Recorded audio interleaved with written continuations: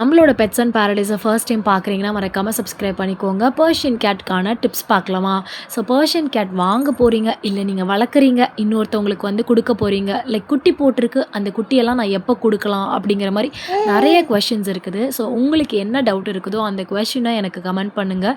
நான் உங்களுக்கான ரிப்ளைவை நெக்ஸ்ட் வீடியோவில் அப்லோட் பண்ணுறேன். இந்த வீடியோவில் வந்துட்டு பெர்ஷியன் கேட் எந்த ஏஜில் அடாப்ட் பண்ணலாம் அப்படிங்கிறத சொல்கிறேன். நிறைய பேர் வந்துட்டு குட்டி போட்ட உடனே போயிட்டு நமக்கு கொடுத்துடணும், வாங்கிட்டு வந்து நம்ம வளர்த்திடலாம் அப்படின்னு ஒரு ஆசையில் போயிட்டு ஒரு 2 மாத குட்டி 1 மாத குட்டியெல்லாம் தூக்கிட்டு வந்து வீட்டில் வச்சுக்குவாங்க. ஆனால் அப்படி தயவு செஞ்சு பண்ணாதீங்க. அது தான் அம்மா கிட்ட எந்த அளவுக்கு பால் குடிக்குதோ அந்தளவுக்கு அது வந்து ரொம்ப ஹெல்த்தியாக வளரும். நம்ம அம்மா கிட்ட இருந்து பிரித்து கூட்டிகிட்டு வரும்போது அதுக்கு சரியான சத்து பத்தாமல் அது வீக் ஆகி உடம்பு சிக்காகி அது சீக்கிரம் இறந்து போகிறதுக்கான சான்சஸ் இருக்குது. ஸோ முடிஞ்ச அளவுக்கு மதர் ஃபீட் எடுக்கிறது ரொம்பவே நல்லது. அதனால் அது அம்மா கிட்ட எந்த அளவுக்கு பால் குடிக்குதோ அது வரைக்கும் அது நல்லா வளரட்டும்னு விட்டுருங்க.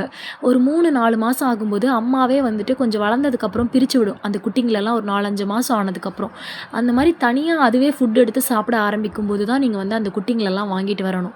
அதுக்கு முன்னாடியே வாங்கிட்டு வரதுங்கிறது என்னை பொறுத்த வரைக்கும் அந்த சஜஷனை நான் எப்பயுமே கொடுக்கவே மாட்டேன். பிகாஸ் குழந்தைங்க வந்துட்டு அதோட அம்மா கூட இருக்கும்போது தான் ரொம்ப கேரிங்காக இருக்கும். அதுங்க ஒரு மாதிரி ஹாப்பியாக இருக்கும், பயங்கரமாக விளையாடிட்டு இருக்கும், ஆக்டிவாக இருக்கும். நம்ம பிரித்து கூட்டிகிட்டு வந்தோம் அப்படின்னா அது ஒரு மாதிரி சேட் ஆயிரும், அலோனாக ஃபீல் பண்ணும், தனிமையாக இருக்கும், டக்குன்னு நம்ம கூட அடாப்ட் ஆகாது, சாப்பிடாது, உடம்பு சரியில்லாமல் போய் சிக்காகும். இந்த மாதிரி நிறையா ரீசன்ஸ் இருக்குங்க.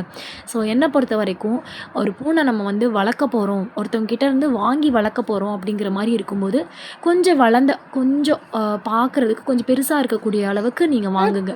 வரைக்கும் நான் சொன்னதெல்லாம் ரொம்பவே பேசிக்ங்க. பெட் ஷாப்லலாம் விற்கிறதுக்கான வழியை தான் பார்ப்பாங்க. அதெல்லாம் நம்பி குட்டி பூனைலாம் வாங்காதீங்க. ஸோ நான் வந்து என்னோட எக்ஸ்பீரியன்ஸ் பேஸ் பண்ணி தான் இதை வந்து ஷேர் பண்ணிக்கிறேன். பிடிச்சிருந்தா லைக் பண்ணி சப்ஸ்கிரைப் பண்ணிக்கோங்க.